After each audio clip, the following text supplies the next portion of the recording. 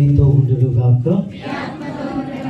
పునీత లూకా గారు రాసిన పవిత్ర సువిశేషములోని భాగము.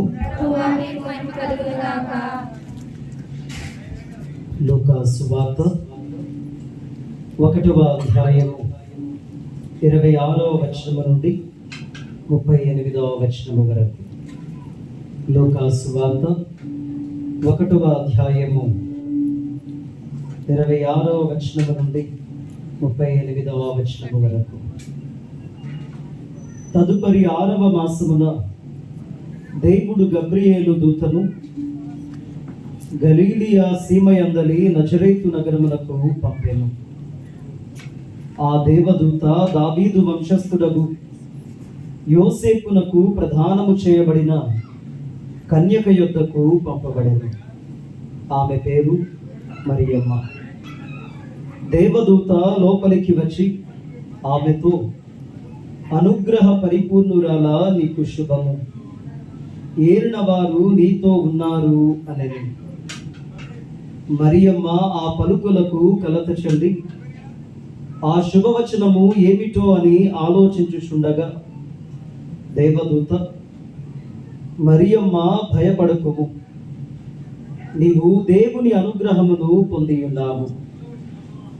ఇదిగో నీవు గర్భము ధరించి కుమారుని కనెదవు.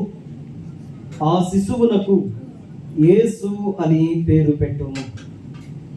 ఆయన మహనీయుడై మహోన్నతుని కుమారుడని పిలువబడును.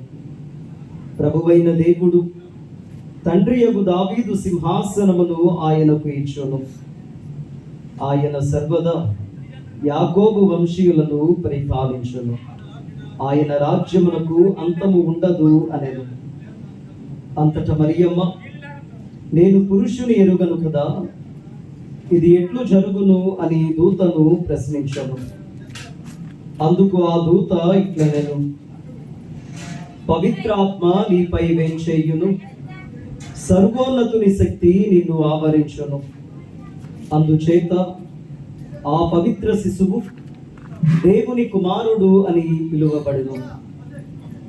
నీ బంధువైన ఎలిజబెత్తమును చూడుము. ఆమెకు వయసు మళ్ళినది కదా. గొడ్రాలైన ఆమె గర్భము ధరించి ఇది 6వ మాసము. ఏలన దేవునికి అసాధ్యమైనది ఏదియూ లేదు. అంతట మరియమ్మ, ఇదిగో నేను ప్రభువు దాసురాలను, నీ మాట చొప్పున నాకు జరుగునుగాక అనెను. అంతటా ఆ దూత వెళ్ళిపోయాను. ఇది క్రీస్తు ప్రభుని సువిశేషము.